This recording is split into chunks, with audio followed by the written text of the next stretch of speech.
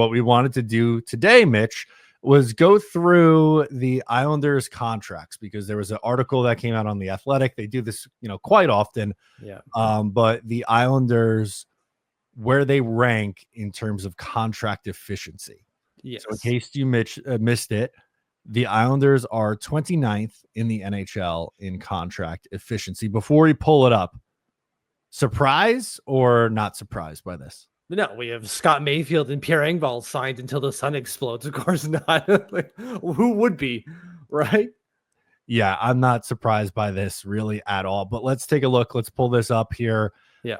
How did you want to go? Did you want to break it down by positional group? The Islanders last year were 23rd. Now they're 29th. How do you want to go about breaking this down? Yeah, maybe we just look at the positions themselves and just talk about some of the blues and some of the reds type of thing. Like the big standouts, really. And obviously, the most value that we're getting is, no surprise, Matthew Barzal. Yeah, a lot of surplus value on the Matthew Barzal deal, which is obviously pretty good. His model value is at 10.8 million, and the Islanders have him at 9.2. So that in and of itself is a win, and he is tied for the highest contract grade with Maxim Siplikov and Tony DeAngelo. How about that? Yeah, so like you're looking at this, and like, of course, this is based off of what they've done so far, and it's trying to project what they're going to do. But of course, as we know, we don't know what's going to happen. You play the games because they're not figured out on paper. So as much as this is what it looks like right now today, this could change wildly game number one, it both positively or negatively. Like Matthew Barzal can show up and just be shit, and then we're screwed. Or Anthony Duclair goes absolutely madman and becomes that 50 to 60 point player we expect him to be, and then we're swimming in extra value. Can I tell you one that stands out in a weird way? Sure. Like some of the bad ones make sense. Like I figured they would be there, but Bo Horvat as the fourth worst. I do not necessarily understand that one. I think because you look at the total surplus value, that's basically where things are in terms of the grade. Minus $5.5 million in total surplus value, or 37% of positive value. Of course, this is according to the model that Dom is using. And he's had a rough year last year. That was obvious. He wasn't a 30 goal scorer. He wasn't. How many points did he even have? Like 56, I'm going to say. I think it was 58. If I remember, we could look later at some point. You're probably right on that. You usually have the better memory than I do. But so that's not great value for a guy who's making the money he makes, right? He's on the books for $8.5 million, is it? Yeah, 8.5. That's not an $8.5 million player. It's just 57 points. Right. So there we go. We were perfect. Right down the middle, splitter difference, and we were fine. But like, he wasn't a 30 goal scorer. Well, he scored 28, and he didn't have Matthew Barzal, and that's really it. Like, not it isn't like that's the only reason he didn't do it. That's the only quality we had in this lineup was Bo Horvat and Matthew Barzal. And Bo Horvat already wasn't going to be a guy ever to just be an 80 to 90 point player on his own.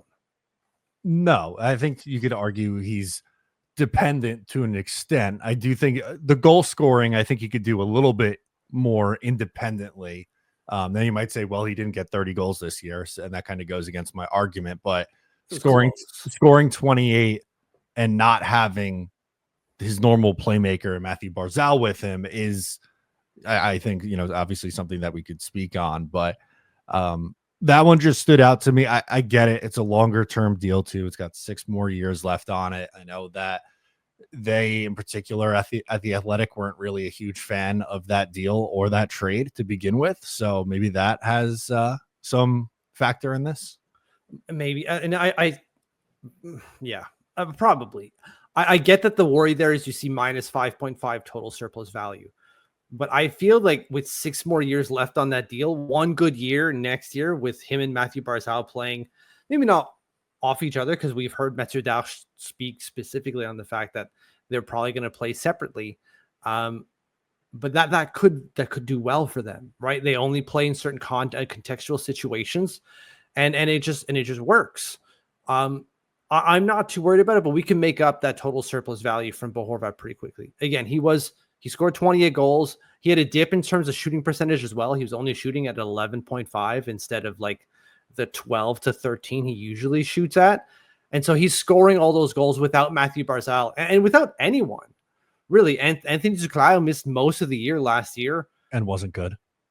Anders Lee is also very much a dependent level player. And they don't flow off each other. Brock Nelson held in another line. Like that didn't work itself. And the power play was shit. Like Bo Horvat is supposed to score a bunch of points off the power play. Maybe not a bunch, but like at least, let's say 7 goals, 10 assists, let's say 17 points on the year in terms of the power play.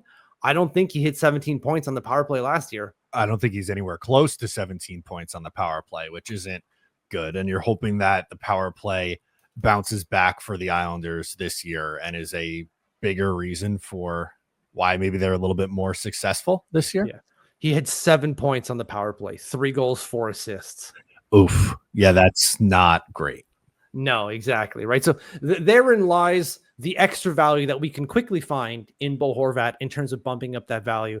And what I think is, I'm going to call it a fallacy, but I'm not going to I don't want to mean it as terms of me throwing Dom under the bus, because it takes a lot of work and a lot of foresight and a lot of thought to create this model. But I think that's one of the fallacies in the model, is that it doesn't operate in absolutes, right? As much as this is saying they have a shit contract situation, well, that's kind of a no-brainer. We have an older team with older contracts and long-term contracts as well.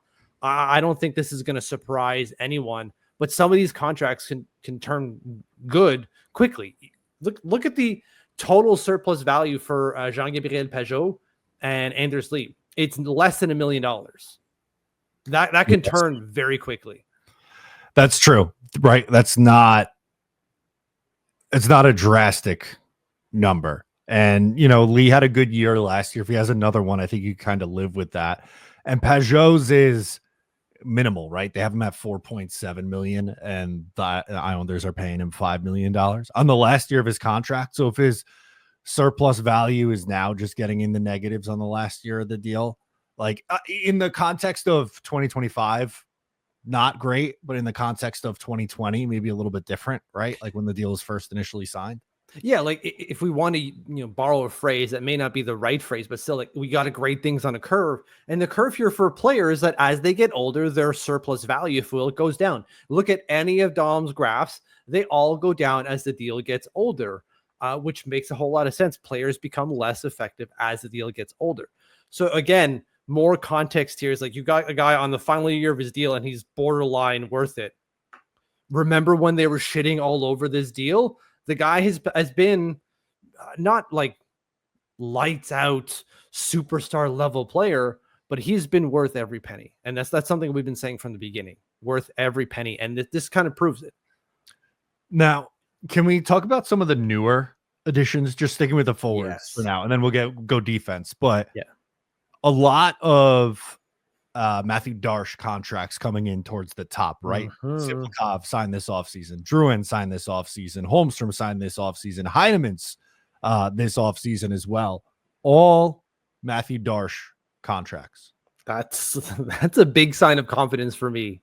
And I'm sure for everyone else. You look at that, your new GM's been on the job for 3 months, really? Not even full 3 months yet. And all the deals he signed have been money. And they haven't played a single goddamn game yet. No. Yeah, they haven't. And the thing that really interests me for his approach right now is, we'll talk about when we get to the defense, we'll talk about the one long-term deal he gave out. Yes. But it's been a lot of bridge deals, right? Yeah. Or like shorter term contracts where Siplikov and Holmstrom and Heinemann are in their career, bridge deal. Where Drouin is, it's like, we don't really know what you are. Like, we think you could still be a good player, which is what you thought you were getting with Anthony Duclair, with just an extra 2 years added on top of it, I suppose. Yeah. On a 4-year deal instead of a 2-year deal.